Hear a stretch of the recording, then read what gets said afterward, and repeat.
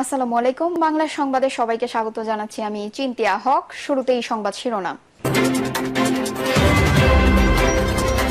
আওয়ামী লীগ আমলের প্রশাসন দিয়ে সুষ্ঠু নির্বাচন সম্ভব নয় বলছেন রিজভী। এদিকে নির্বাচন আয়োজনে সরকারকে কঠোর অবস্থানে থাকার পরামর্শ। সিসি ক্যামেরা নিয়ে দুই পরিবারের সংঘর্ষ, আহত 6। কিছু মানুষের লুটপাট জাতির সামনে তুলে ধরা হবে বলছেন প্রধান উপদেষ্টা। এবং সর্বশেষ জানাবো, নির্বাচনের মাধ্যমে একটি কাঠামো তৈরি করা উচিত বলছেন আলাল। শুনছিলেন সংবাদ শিরোনাম, এবারে বিস্তারিত। আওয়ামী লীগ আমলের প্রশাসন দিয়ে সুষ্ঠু নির্বাচন সম্ভব নয় বলছেন রিজভী। আওয়ামী লীগ আমলের প্রশাসন দিয়ে সুষ্ঠু নির্বাচন সম্ভব নয় বলে মন্তব্য করেছেন বিএনপির সিনিয়র যুগ্ম মহাসচিব অ্যাডভোকেট রুহুল কবির রিজভী। রুহুল কবির রিজভী বলেন, অবাধ ও সুষ্ঠু নির্বাচন ফেব্রুয়ারিতেই হবে, কিন্তু আওয়ামী লীগ আমলের প্রশাসন দিয়ে সুষ্ঠু নির্বাচন সম্ভব হবে না। তাই প্রশাসন থেকে আওয়ামী লীগের ক্যাডারদেরকে অপসারণ করতে হবে। আনুপাতিক প্রতিনিধিত্ব পদ্ধতির জন্য জনগণ প্রস্তুত নয় উল্লেখ করে তিনি বলেন, পিআর পদ্ধতিতে নির্বাচন বাংলাদেশের জন্য উপযোগী নয়। যারা পিআর দাবি করে তাদের উদ্দেশ্য নিয়ে সন্দেহ থেকে যায়। এ সময় আসন্ন ঢাকা বিশ্ববিদ্যালয় কেন্দ্রীয় ছাত্র সংগঠন নির্বাচন নিয়েও কথা বলেন বিএনপির এই সিনিয়র যুগ্ম মহাসচিব। তিনি বলেন, আশা করছি ডাকসু নির্বাচনে সব মতের প্রতিনিধিত্ব নিশ্চিত হবে। তাছাড়া বিশ্ববিদ্যালয়ে ছাত্র প্রতিনিধিরা থাকলে শিক্ষার সুষ্ঠু পরিবেশ বজায় থাকে। নির্বাচন আয়োজনে সরকারকে কঠোর অবস্থানে থাকার পরামর্শ। কয়েকটি রাজনৈতিক দল বা নেতাদের বক্তব্যে ফেব্রুয়ারিতে নির্বাচন নিয়ে জনগণের মনে শঙ্কা তৈরি হলেও বাস্তবে এর কোনো প্রভাব পড়বে না বলে মনে করেন রাজনৈতিক বিশ্লেষকরা। তারা বলেন, সরকারকে নির্বাচন আয়োজনে কঠোর থাকতে হবে, দ্বিমত থাকা ইস্যুগুলোতে সুরাহা করতে হবে আলোচনার টেবিলেই। গত 5 আগস্ট নির্বাচন নিয়ে প্রধান উপদেষ্টা ভাষণ এবং তার পরের দিন নির্বাচন কমিশনকে চিঠি পাঠানোর পর নির্বাচনী ট্রেন হুইসেল দেওয়া হয়েছে। প্রতিক্রিয়াস্বরূপ প্রধান নির্বাচন কমিশনার সহ অন্য কমিশনারদের ফেব্রুয়ারির প্রথমার্ধে নির্বাচন এবং ডিসেম্বরের প্রথমার্ধে তফসিল ঘোষণা সম্ভাব্য সময় নির্ধারণের মাধ্যমে শুরু হয় এর যাত্রা। এর পরপরই বিভিন্ন রাজনৈতিক দলের নেতাদের বিতর্কিত মন্তব্যে ট্রেনের বেগ চেপে ধরার ইঙ্গিত দেয়। তবে একদলীয় এজেন্ডা কিংবা প্রতিপক্ষকে চাপে রাখার কৌশল বলেই মনে করেন বিশেষজ্ঞরা। সরকার কঠোর থাকলে নির্বাচনের সময় নিয়ে কোনো শঙ্কা থাকবে না বলেও মত তাদের। ইলেকশন ওয়ার্কিং গ্রুপের পরিচালক ডক্টর আব্দুল আলিম বলেন, আমার মনে হয় না ঐকমত্য ছাড়া ফেব্রুয়ারিতে নির্বাচন হতে যাচ্ছে।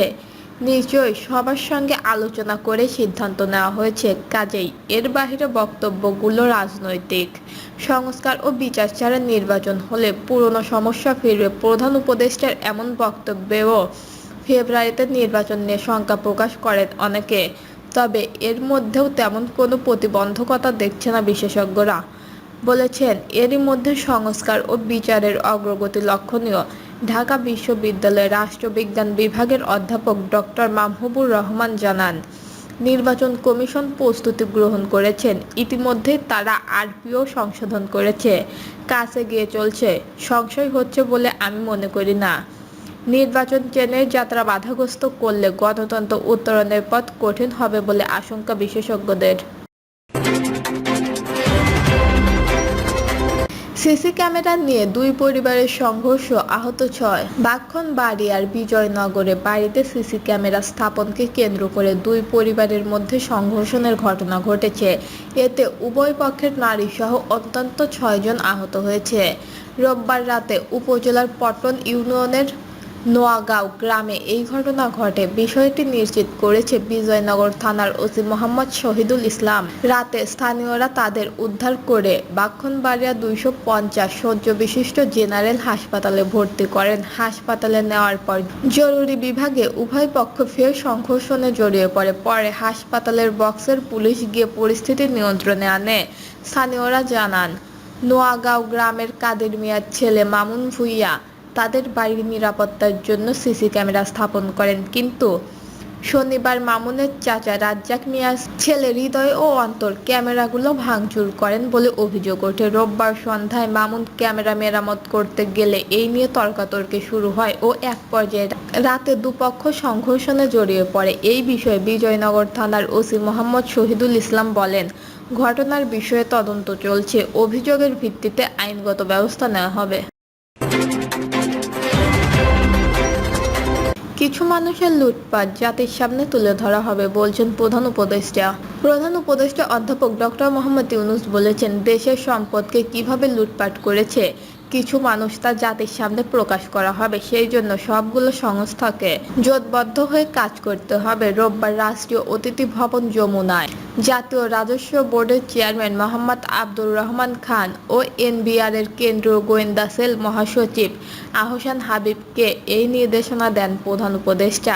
সিআইসির মহাসচিব জানান, বাংলাদেশ থেকে অর্থ পাচার করে পৃথিবীর বিভিন্ন দেশে প্রায় 40,000 কোটি টাকার সম্পদের সন্ধান পাওয়া গেছে। চলতি বছরের জানুয়ারি থেকে এ পর্যন্ত 5টি দেশের 60টি শহরে অনুসন্ধান চালিয়ে এই তথ্য পাওয়া গেছে।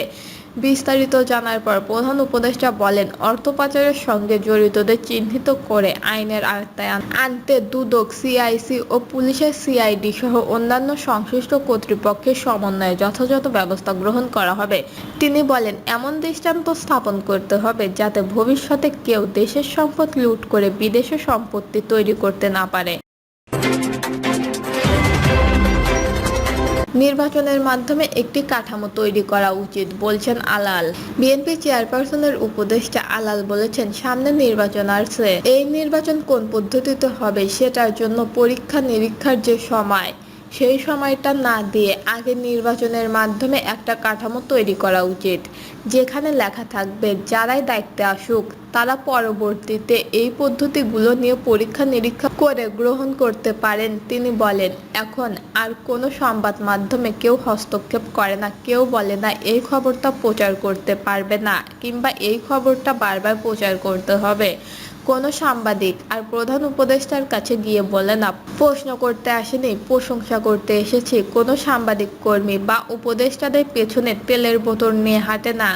মুক্ত গণমাধ্যমের কারণে দেশে যে পরিস্থিতি তৈরি হয়েছে তা হঠাৎ করে হয়নি, বহু আগে থেকেই এই রকম ঘটনা ঘটছিল, কিন্তু প্রচারের নিষেধাজ্ঞার কারণে মানুষ তা জানতে পারত না, এখন মানুষ জানতে পারছে। তিনি বলেন, গণতন্ত্রের সৌন্দর্য হচ্ছে মতভেদ ও বিতর্ক। মতভেদ না থাকলে সমাজ মৃত সমাজে পরিণত হয়, তবে বিতর্ক কোনো জাতীয় স্বার্থে আঘাত না আনে। আজকে জাতীয় স্বার্থের জায়গায় আমাদের ধীর থাকতে হবে, যাতে কোনোভাবেই ফ্যাসিবাদের পুনর্বাসন না ঘটে।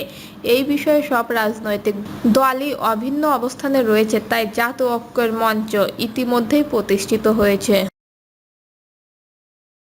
দর্শক, এই ছিল এখনকার সর্বশেষ নিউজটি ভালো লাগলে একটি লাইক দিন, কমেন্টে আপনার মতামত জানান এবং আমাদের পাশে থাকার জন্য বেল বাটনটি অন করে রাখুন। ধন্যবাদ।